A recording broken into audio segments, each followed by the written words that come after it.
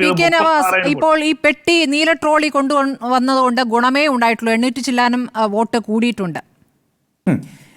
Advocate Sachidev, പിന്നെ അദ്ദേഹത്തോട് എനിക്ക് സൂചിപ്പിക്കാനുള്ളത്, അദ്ദേഹത്തോട് എല്ലാ ബഹുമാനവും വെച്ചുകൊണ്ട് ബലദേവ് സച്ചിദാനന്ദോട് ഞാൻ പറയുന്നത്, യഥാർത്ഥത്തിൽ ഈ വിഷയത്തിൽ CPM ഡിഫൻസ് ഒരു ഇപ്പോൾ കേരളത്തിൽ കണ്ടുവരുന്നൊരു കാര്യം എന്താ വെച്ചാൽ, ഒരു ചാനൽ ഡിസ്കഷൻ്റെ ഫ്രെയിമിൽ നിന്ന് CPM ഡിഫൻസിലായ ഒരു വിഷയത്തെ കൃത്യമായി അഡ്രസ്സ് ചെയ്യാൻ വേണ്ടി കഴിയും, മനസ്സിലാക്കാൻ വേണ്ടി കഴിയും.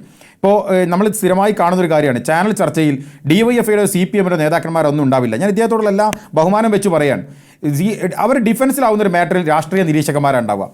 പക്ഷേ ഈ കാര്യത്തിൽ എനിക്കൊരു അഭിപ്രായ വ്യത്യാസമുണ്ട്. അത് CPM മാത്രമല്ല, എല്ലാ രാഷ്ട്രീയ പാർട്ടികളും ആ നിലപാടാണ്.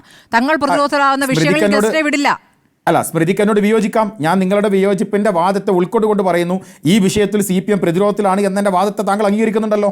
ഈ വിഷയത്തിൽ CPM പ്രതിരോധത്തിലാണ്. അവരെ അതിന് ഒരു ചർച്ച പോലും ചെയ്യാൻ കഴിയാത്ത അത്രയും എന്താ പറയുക, നാണം കെട്ട് കേരള സമൂഹത്തിന് മുമ്പ് നിൽക്കുകയാണ്.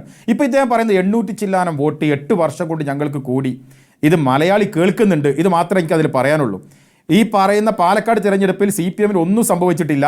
ഞങ്ങൾ 3ാം സ്ഥാനത്ത് നിൽക്കുമ്പോഴും ഈ പറയുന്ന രൂപത്തിലേക്കുള്ള എല്ലാ കള്ളപ്രചരണങ്ങളും ഈ തരത്തിലുള്ള എല്ലാ ആയുധങ്ങളും ഉപയോഗപ്പെടുത്തിയിട്ടും ഞങ്ങൾ തോറ്റിട്ടില്ല, ഇപ്പോഴും ഞങ്ങൾ ജയിക്കുകയാണ് എന്ന് പറയാൻ ഒരു ഇടതുപക്ഷ നിരീക്ഷകൻ എന്ന രീതിയിൽ അങ്ങ് ഇവിടെ വന്ന് പറയുന്നു എന്ന് പറയുന്നത് തന്നെ ഒരു നാണക്കേടാണ്. ഞാൻ അതിനെക്കുറിച്ച് ഒന്നും പറയുന്നില്ല, അത് ജനങ്ങൾക്ക് വിട്ടുകൊടുക്കണം. പക്ഷേ വളരെ ഗൗരവമായൊരു ചോദ്യം ബലദേവ് സച്ചിദാനന്ദനോട് ഞാൻ ചോദിക്കുന്നത്, അങ്ങ് നിരന്തരമായി ആവർത്തിച്ച് പറയുന്നു പോലീസിന് സ്വമേധയാൽ FIR ഇടാമായിരുന്നു, സംശയാസ്പദമായ ഒരു കാര്യം അവിടെ നടന്നിട്ടുണ്ട് എന്ന്. ആ ലോഡ്ജിൽ ഈ കാണുന്ന ദൃശ്യങ്ങൾ ശരിവെച്ചുകൊണ്ട് തന്നെ പറയട്ടെ, എന്താ സംശയാസ്പദമായി അവിടെ നടന്നത്? ഒരാൾ ലഗേജുമായി കയറി വരുന്നു, ഇതിലെന്താ സംശയാസ്പദം? നമ്മളൊക്കെ ഹോട്ടലിലേക്ക് പോകാറുള്ളത് അങ്ങനെ തന്നെയല്ലേ? നിങ്ങൾക്ക് സംശയിക്കാൻ തക്കത്തിൽ എന്ത് ഒരു ഫ്രാക്ഷൻ ഓഫ് സെക്കൻഡ്, ആ വീഡിയോയിലെ ഒരു ഫ്രാക്ഷൻ ഓഫ് സെക്കൻഡിൽ അങ്ങേക്ക് സംശയിക്കാവുന്ന എന്ത് കാര്യമുള്ളത്? ഇങ്ങനെ വന്ന് ഒരു ചാനൽ മുറിയിൽ വന്നിരുന്ന് പച്ച കള്ളം പറഞ്ഞു, ഈ അല്ലെങ്കിൽ കള്ളത്തരങ്ങൾ മാത്രം പറഞ്ഞ് നുണക്കഥകൾക്ക് മുമ്പിലാണ് നിങ്ങൾ ഈ തിരഞ്ഞെടുപ്പുകൾ മുന്നോട്ട് കൊണ്ടുപോകാൻ വേണ്ടി ശ്രമിച്ചിട്ടുള്ളത്. അത് മുഴുവൻ പൊളിച്ചടിക്കുക തിരഞ്ഞെടുപ്പാണ് പാലക്കാട് തിരഞ്ഞെടുപ്പ്. ജനങ്ങൾ പെട്ടി നിറയെ UDFന് വോട്ട് നൽകി നിങ്ങളെ നിരാകരിച്ച ഒരു തിരഞ്ഞെടുപ്പാണ്. എന്നിട്ടും ചാനൽ ചർച്ച വന്നിരുന്ന് ഈ കാണുന്ന ദൃശ്യങ്ങളിൽ എന്തോ ഒരു ഭീകരമായ കാര്യം നടക്കുന്നുണ്ട് എന്ന് പറഞ്ഞാൽ ഈ കാണുന്ന പ്രേക്ഷകർ മുഴുവൻ മണ്ടന്മാരാണ് എന്നാണോ അങ്ങ് പറയുന്നത്? ഞാൻ ഉൾപ്പെടെ ഇത് കാണുന്ന പ്രേക്ഷകർക്ക് ഇതിലെന്ത് അസ്വാഭാവികതയാണുള്ളത്? ഒരു ഹോട്ടലിലേക്ക് ഞാനോ നിങ്ങളോ ഇവിടെ നിൽക്കുന്ന ആരെങ്കിലും കടന്നു പോകുന്ന സമയത്ത് ലഗേജുമായി പോവും, കൂടെയുള്ളവർ ലഗേജ് പിടിക്കും, അതൊക്കെ സ്വാഭാവികമായി സംഭവിക്കുന്നതാണ്.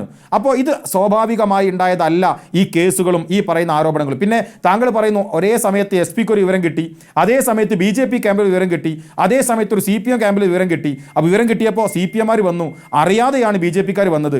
ഞങ്ങൾ വന്ന് നിൽക്കുമ്പോൾ SP വണ്ടി നേരം വൈകിയതുകൊണ്ട് പോലീസ് നേരം വൈകി വന്നു. ആരോടാണ് ശ്രീ ബലദേവ് സച്ചിദാനന്ദൻ നിങ്ങൾ ഈ കളവുകൾ ഇങ്ങനെ പറഞ്ഞുകൊണ്ടിരിക്കുന്നത്?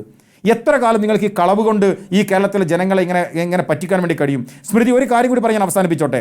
ഈ തിരഞ്ഞെടുപ്പ് സമയത്താണ് മുനമ്പം വിഷയം കത്തി നിന്നത്. ഞങ്ങളെല്ലാവരും ആവശ്യപ്പെട്ടു മുനമ്പം വിഷയത്തിൽ ഗവൺമെൻറ് ഇടപെടൽ ഉണ്ടാകണം നിരന്തരമായി ആവശ്യപ്പെട്ടു. നോക്കൂ, നിങ്ങൾ തിരഞ്ഞെടുപ്പ് കഴിഞ്ഞ് തൊട്ട് പിറ്റേ ദിവസം അടിയന്തരമായ ഒരു ഓൺലൈൻ മീറ്റിംഗ് മുഖ്യമന്ത്രി വിളിക്കാൻ, രാഷ്ട്രീയ നേതാക്കന്മാരുടെ അല്ല ഉദ്യോഗസ്ഥന്മാരുടെ ഓൺലൈൻ മീറ്റിംഗ്. എന്താ തിരഞ്ഞെടുപ്പ് വരെ അത് വിളിക്കാതിരുന്നത്?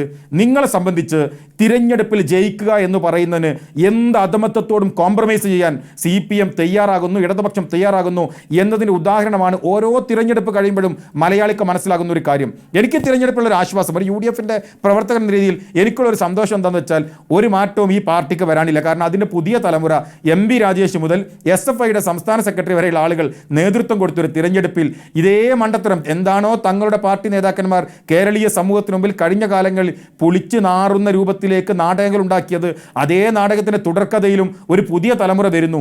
നിരാശയോടൊപ്പം എനിക്കൊരാശ്വാസമുണ്ട്.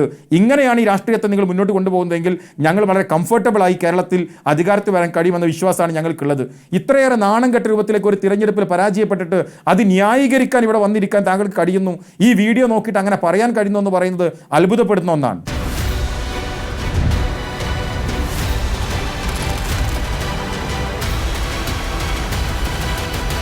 ഡിബേറ്റ് വിത്ത് സ്മൃതി പരുത്തിക്കാട്.